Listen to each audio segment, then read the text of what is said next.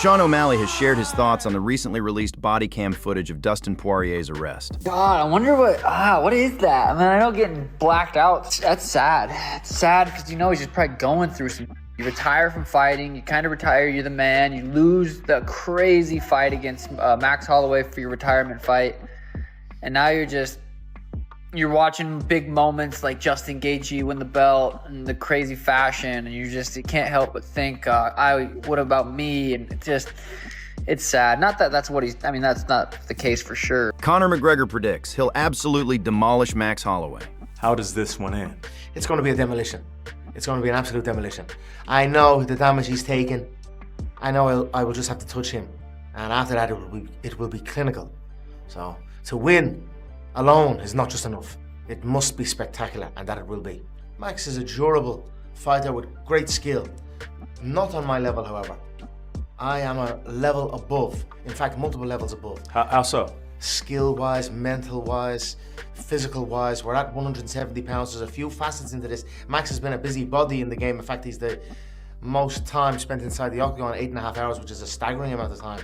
For me, I kind of look at that saying, it means you can't finish people, you know, so. However, he's never fought at 170 pounds. This is a 170-pound bout. And you believe that you're levels above him, but what's something that you're watching out for? What is one of Max's strengths? You know, if you're asking me what I have above him, speed, power, IQ, fitness, health, freshness. Conor, that's damn near everything. You know, Max didn't lay a glove on me the last fight. I also tore my ACL. I tore it actually in the fight against this guy I'm gonna fight. Yeah, I tore it midway through the second round. I had to improvise my approach and adapt and overcome, and that I did. But Max is a different fighter now. Is he? Is he really? I don't really see it. I don't see vast improvements. In fact, the improvements he made was after the fight he had with me, where he adopted some of my moves. But then what did he do? He went on to win the world title. So I sunned Max when I fought him last, and I plan on doing the same again in more devastating fashion. Comment below. Who's winning on July 11th, Max or McGregor? And hit that subscribe button. I'm still a small channel on the road to 500 subs, and I work hard every single day to bring you the latest MMA news, reactions, and fight updates. Paddy Pimblett, during an appearance on Demetrius Johnson's YouTube channel, expressed his doubts, suggesting that Topuria's ego has been shattered and that he may never be the same fighter again. This sentiment is shared by many, who believe that once a fighter's confidence is broken, it can be challenging to recover. I don't think Ilia Topuria ever comes back the same. His whole mindset, his whole ego, know what I mean? Like his is like, I'm undefeated, no one can beat me. Having celebrations the night before the fight.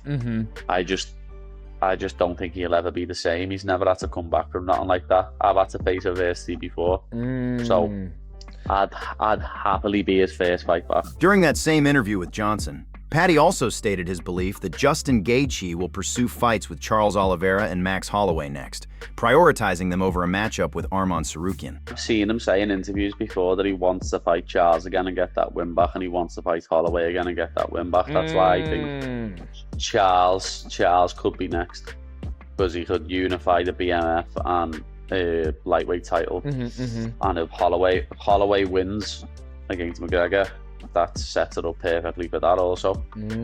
So you never know. I just don't think he retires, to be honest. I think he's got another couple of fights left in him, and I don't think anyone wants Justin Gaethje to retire, you know what I mean? Even though he punched my head in, lad, we all love Justin Gaethje. Oh, what that? Eddie soon resumed his criticism of the UFC regarding fighter pay. Sean O'Malley recently reported receiving approximately $600,000 for his bout against Arman Tsarukyan at the UFC White House card. During a discussion about O'Malley's earnings, Eddie lashed out not only at the UFC, but also at the fighters for their inaction and protesting their compensation. Here's the clip. Michael Bisping should be ashamed of what is being proposed to Tom Aspinall to be in a fight like Cyril Gane with that amount of money that is in the pot. He is a fighter. He should stand up for what's right for fighters. So what are you saying, Bisping? Do as you're told. Shut up. Take your money. That's all you're worth. There's 60 million in the pot, right? Be quiet. You're getting 3% of the pot. You're the fighter. You're putting your health on the line. You're the talent. You're the reason this organisation is what it is. And Bisping should be ashamed of himself for that. And I keep saying to Bisping, sit down with me, live, and we'll have a debate about it. And he'll never do it because he knows he can't say certain things. But he's a fighter. He should be standing up for the best interests of the fighter, not allowing fighters to be suppressed and bullied and told what to do or what to accept. Drew Dober reveals why Dustin Poirier's situation changed his view on retirement. All of us need to fight. My thoughts go out to Dustin Poirier, watching the news. But this is why I fear retirement, because some of us have found martial arts, found fighting, and constantly compete because we need it.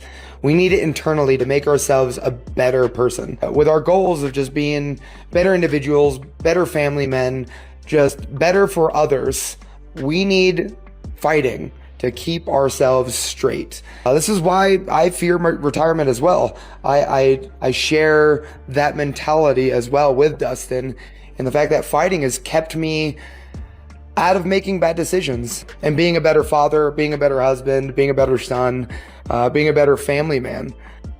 When we don't have fighting and we have so much free time, I think boredom is one of the most dangerous attributes for a man. And when you're constantly pursuing a goal, working towards something great, then when it's all gone and that boredom kicks in, then it's hard to keep your head on straight, and it's hard to act like you have been. Since my surgery, and I've had 6 weeks off, I personally have been dealing with something similar. Been a little bit more intoxicated than I typically am, and just making bad decisions.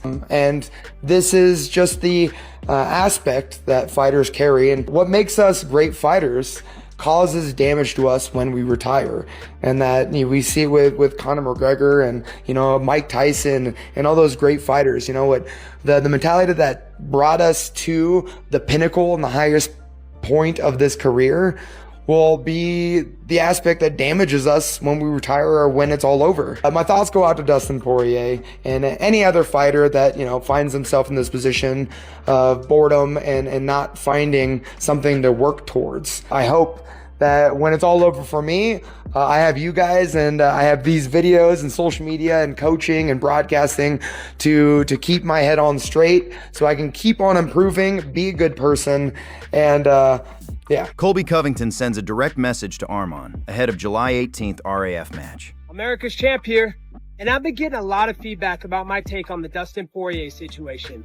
I hear you guys, and I just want to take a moment to acknowledge Dustin is wrestling personal demons and his intrusive racist thoughts. And I'll be wrestling Arman Tsarukyan at Real American Freestyle live from Milwaukee, Wisconsin, July 18th, only on Fox Nation. Arman, you're a spoiled little brat. You've had everything handed to you in life, and now it's time for me to hand you an whooping, Junior. I'll see you in Milwaukee, and hopefully you bring that Jezebel Nina drama. Tell her to take a break from selling farts in a jar to freaks on the internet and come stream America's champ serving up some humble pie to her little Armenian lover boy. The Professional Fighters League, or PFL, recently announced on X that Chris Cyborg's upcoming fight will be her last. The featherweight title holder is set to defend her title one final time against Ketlen Vieira in the main event of the PFL's August 22nd card in Tampa. In other news, Ian Garry has signed with Eddie Hearn's Matchroom talent agency ahead of UFC 330. This move is likely to fuel the ongoing rivalry between Eddie Hearn and Dana White, with Hearn's agency continuing to attract top UFC talent. Matchroom Talent Agency, which also represents Tom Aspinall, will handle Garry's commercial interests. Following the announcement, Ian Garry took to Instagram to express his excitement, stating, "Congratulations at Matchroom Talent Agency! You've signed the future! I'm excited to announce Team Future just got bigger!" Garry also mentioned that he will be working with the agency alongside Vayner Sports to manage his commercial interests. Eddie Hearn appeared as a guest on the Ariel Helwani show, where he discussed the signing of Ian Garry. Hearn clarified that his agency's deal with Garry focuses solely on the fighter's brand and commercial interests, as opposed to his UFC contracts. Ian Garry also joined the Ariel Helwani show, where he shared his thoughts on the signing and his plans to build his brand in Europe. With this new partnership, Garry aims to raise his profile and drive revenue through strategic commercial partnerships. I'm very happy, firstly, to announce that I've signed with the Matchroom Talent Agency. I think it's very big for me and my brand, and I'm very excited. It all came about a couple of months ago. The interest came, they reached out to me and my team. And I love the idea of working with them. I have a lot of respect for them and what they've done in the sporting industry. And the fact that they opened up a talent agency, I saw so many avenues to potentially grow my brand in England, Ireland, and focus on Europe. And I thought it was a no-brainer. When they reached out, I love it. I blew up in the Irish MMA scene very young as a young amateur. And that career shot straight to the UFC, where everything went stateside. And to have someone like Eddie and Matchroom, with the respect that they have under that banner, as a part of my team, to help grow my brand outside of the sport, to make sure that everything that I do inside the sport is bigger, is a very cool element for me to think of. And it was a no-brainer for me. Their relationship, their beef has nothing to do with me. Okay. That's between them two. Me and Tom Aspinall are in very, very different situations right now.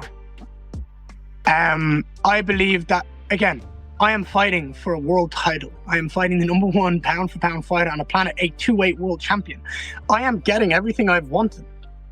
I'm happy with everything that I have negotiated and argued and agreed with the UFC. I'm not looking for anything else right now.